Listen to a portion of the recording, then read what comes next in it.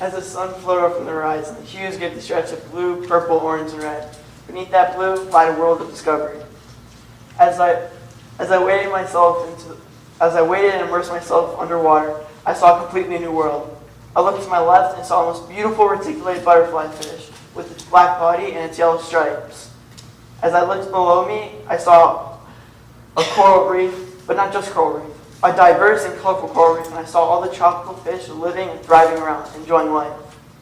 As I started to swim forward, I could feel the flow of the ocean pushing me further. And there it was. I spotted the most magnificent angelfish with its royal blue color and its yellow spots, just as if it was the sun of the ocean. A world, but not just a world, a fascinating world. A world that is yet to be fully discovered. A world full of life. Sounds cool, right? Raise your hand if you have ever experienced this in your life. But how many of you have been to the deep ocean fishing or have seen a dead coral reef? I know I sure have. Now you're probably thinking, it's just one fish. I go out on my boating, I catch 12 in a day, that's about it. But did you know that 10,000 to 100,000 different fish species go extinct every year just overfishing? That's a huge number. Believe it or not, most of them are even too young to reproduce. Here's an example. I recently took a trip to Cape Eleuthera, Bahamas to the island school, where I gained much information on the ocean and its obscure creatures. One of which, the conch. The conch is popular worldwide for its unique taste, but did you know that the conch is being overfished with approximately 500,000 pounds of conch being fished annually, and is left by the piles by the hundred to die and rot? But fish is not the only type of marine life being slaughtered. Believe it or not, coral reefs actually have it worse than fish. The Great Barrier Reef, one of the world's 7 wonders located off the coast of Queensland, Australia, is being called likely to be the first ecosystem to be completely wiped out by humans. With already 50% of the original reef already wiped out, in the next 30 years, if this continues, we will lose another 25% of our reef, which will leave us with only 25% of the original reef left. The coral reef is dying due to coral bleaching, which is when water becomes too warm, which causes the coral reef to become white like a ghost. Other ways, industrialization, pollution, and outdated fishing practices all play a key factor into destroying our reef. Ever since the 1970s, all marine life has halved, with over 10,000 fish species going extinct per year, and this number is only expected to rise at its current rate as the demand goes stronger each and every year. Now you're probably thinking, how can we stop all this? I mean, that's a huge number, and it keeps on going higher, how are we going to stop it? But we can help our ocean in just 9 easy steps.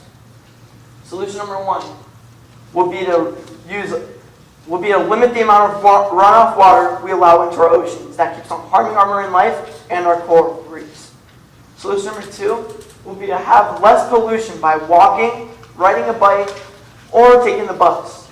Even though the bus does use pollution, it lowers the amount, it has a more amount of people in one sort of transportation instead of having 12 other vehicles at a time. Solution number 3 would be to have organic fertilizers that will help absorb the amount of runoff water that will eventually go into our oceans. Which goes into our next solution, planting a tree. Planting a tree actually does help our oceans by also limiting the amount of runoff water that goes into our oceans. Our next solution will be to practice safe and restricted diving by not touching any of the coral reef, or if you're boating, having a nice time, do not plant your anchor inside a living coral reef. It's like taking an anchor and smashing it on your house. Which brings us to our next solution, to be volunteering at our coral reef cleanup. Our next solution, contact your government representatives and demand they do something on helping the marine life. And lastly, spread the word. If we don't spread the word, no one will know the harm we are causing and no one will try to fix it. This world was given to us to experience its beauty and to learn from it as well. By working together as one, we can help defeat all the damage that nature has received and make this world healthy once again. I remember this quote I stumbled upon when I was on the internet. The difference between impossible and possible lies in a person's determination. This quote got me thinking. If we all contribute, even just a small amount, we can help restore all the damage that nature has received and make this world healthy once again. In my opinion, it's very possible, and I know we can achieve the impossible. Thank you for your time.